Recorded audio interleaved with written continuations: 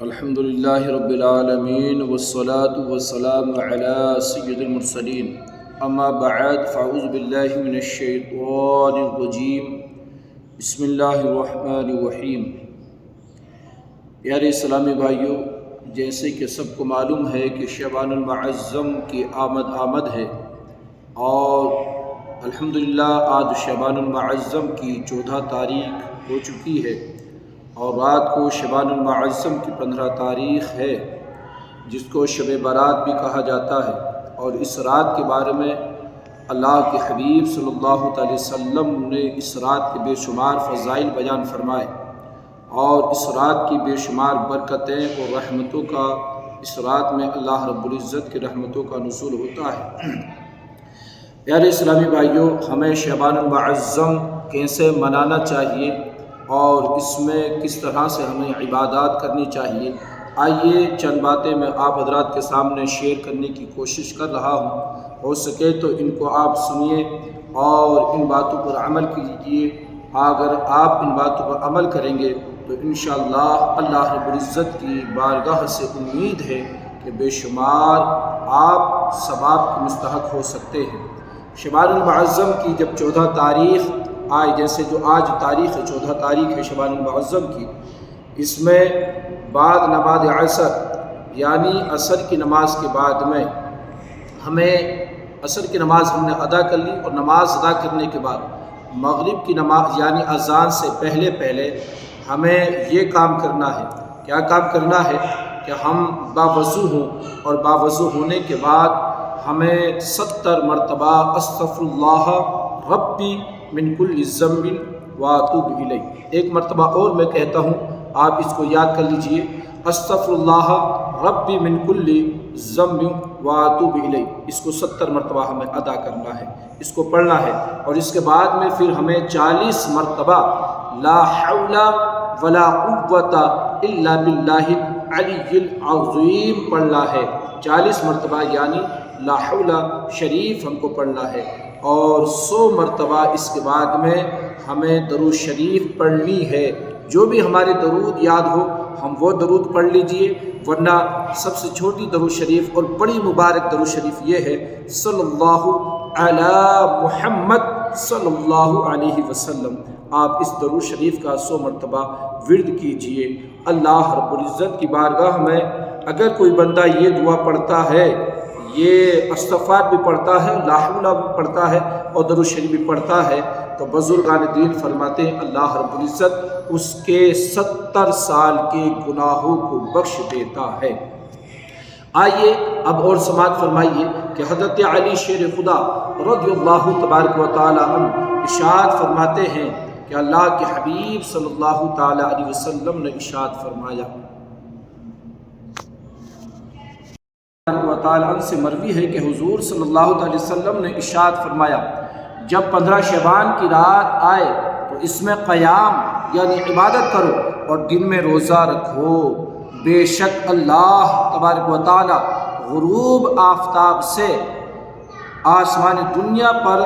اپنی شان کے مطابق خاص تجلی فرماتا ہے اور کہتا ہے کوئی مجھ سے مغفرت طلب کرنے والا تاکہ میں اس کو بخش دوں، ہے کوئی روزی طلب کرنے والا کہ میں اس کو روزی عطا کروں، ہے کوئی مصیبت زدہ کہ اس کو عافیت عطا کروں، ہے کوئی فلاں مجھ سے مانگنے والا، ہے کوئی مجھ سے مانگنے والا، حتیٰ کہ طلوع فجر ہو جاتا ہے اور اللہ رب العزت اپنے بندوں سے کہتا رہتا ہے کہ مجھ سے مانگو۔ جو شعبان المعظم کی رات میں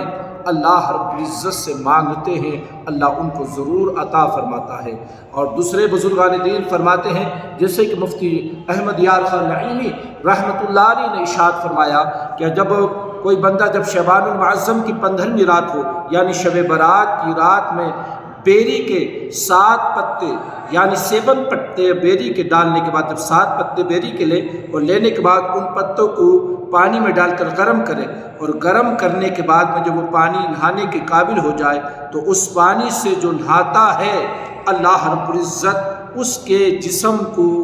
جادو سے محفوظ کر دیتا ہے، یعنی اس کے جسم پر جادو اثر نہیں کرے گا۔ یہ جادو سے بچنے کا نقشہ ہے جو مفتی احمد یار خان نعیمی رحمۃ اللہ علیہ نے فرمایا ہے۔ اور اس کے علاوہ جب مغرب کی نماز ہم ادا کر لیں، نماز مغرب ہم نے فرائض ادا کیے، اس کے بعد میں سنت اور اس کے بعد میں نوافل جو مغرب کے ہیں وہ ہم ادا کریں، اور معمولات علماء میں معمولات اولیاء اللہ میں سے ہے کہ جب ہم نے یہ ادا کر لی تو 6 رکعت نماز ہمیں نفل اس طرح سے ادا کریں ہم 2 کر کے، یعنی پہلی 2 رکعت میں نیت کریں کہ اللہ رب العزت مجھ کو عمر بالخیر عطا فرمائے، یعنی میری عمر کے اندر خیر و برکت عطا فرمائے۔ تو 2 رکعت نفل ادا کریں، اس کے پہلے یہ نیت کر لیں کہ اللہ رب العزت اس 2 رکعت کی برکت سے میری عمر کے اندر برکت عطا فرما دے، عمر بالخیر مجھ کو عطا فرما دے۔ جب یہ نماز ہم ادا کر لیں 2 رکعت، تو اس کے بعد میں پھر ہم نیت کریں کہ اللہ رب العزت ان 2 رکعت کی برکت سے مجھے زمینی و آسمانی تمام بلیات سے محفوظ رکھے۔ پھر یہ 2 رکعت جب ہم نے ادا کر لی تو اس کے بعد میں ہمیں 2 رکعت نماز ادا جب ہم کریں تو یہ نیت کریں کہ اللہ رب العزت مجھ کو دنیا کے لوگوں کی محتاجی سے بچائے، صرف اپنا محتاج رکھے۔ یہ نماز ادا جب ہم کریں تو یہ 2 کر کے ادا کرنی ہے۔ الحمد شریف کے بعد جو سورت ہمیں آسانی کے ساتھ ہم پڑھ سکتے ہیں وہ سورت اس میں پڑھ سکتے ہیں، اور اگر ہو سکے تو الحمد شریف کے بعد ہر رکعت میں یعنی 3 مرتبہ سورہ اخلاص شریف ہم ادا پڑھیں، اور پڑھنے کے بعد میں ہر 2 رکعت جب مکمل ہو جائے، یعنی جب پہلی والی 2 رکعت ہم نے پڑھی عمر بالخیر کے لیے پڑھی، جب 2 رکعت مکمل ہو گئی تو 21 مرتبہ سورہ اخلاص شریف پڑھیں، اور اخلاص شریف پڑھنے کے بعد اگر یہ ہو سکے تو یہ پڑھیں، ورنہ سورہ یاسین شریف، اور یہ بھی ہو سکتا ہے کہ دونوں پڑھیں، سورہ اخلاص بھی پڑھیں اور سورہ یاسین شریف کی بھی تلاوت کریں۔ اس کے بعد میں جو شعبان المعظم کے بارے میں جو دعا منقول ہے، یعنی نصف شعبان المعظم کی دعا بھی پڑھیں، اور پھر اللہ سے دعا مانگیں، تو امید ہے کہ اللہ رب العزت اس نماز کی برکت سے اور سورہ یاسین شریف، سورہ اخلاص کی برکت سے اور نصف شعبان کی برکت سے اللہ ہماری عمر میں خیر و برکت عطا کر دے گا۔ جب دوسری پڑھیں تو دوسری پڑھنے کے بعد بھی ختم ہو کر پھر ہمیں سورہ اخلاص شریف یعنی 21 مرتبہ پڑھنا ہے، اور سورہ یاسین شریف کو 1 مرتبہ پڑھنا ہے، اور نصف شعبان کی دعا بھی ہمیں پڑھنی ہے۔ اس کے بعد میں پھر دعا کریں تو اللہ رب العزت زمینی و آسمانی بلیات سے اس کی برکت سے ہم کو محفوظ رکھے گا۔ اور جب ہم تیسری پڑھیں تو تیسری مکمل ہونے کے بعد میں بھی ہمیں چاہیے کہ ہم سورہ اخلاص شریف 21 مرتبہ پڑھیں، 1 مرتبہ سورہ یاسین شریف کی تلاوت کریں اور نصف شعبان کی دعا کریں، پھر اللہ رب العزت سے مانگیں تو اللہ رب العزت اس کی برکت سے ہمیں، مطلب یہ ہے کہ اس کی برکت سے اللہ رب العزت ہمیں زمینی و آسمانی بلیات سے محفوظ رکھے گا اور دنیا کی محتاجی سے محفوظ رکھے گا۔ اللہ تبارک و تعالی ہم سب کو ان باتوں پہ عمل کی توفیق عطا فرما دے۔ اور ایک اور حدیث پاک ہے جس سے کہ بزرگان دین فرماتے ہیں کہ بعد نماز عشاء اگر کوئی بندہ 2 رکعت نفل نماز اس ترکیب سے پڑھے، یعنی سورہ فاتحہ پڑھے اور ہر رکعت میں یعنی آیت الکرسی 1 مرتبہ اور 15 مرتبہ سورہ اخلاص پڑھے،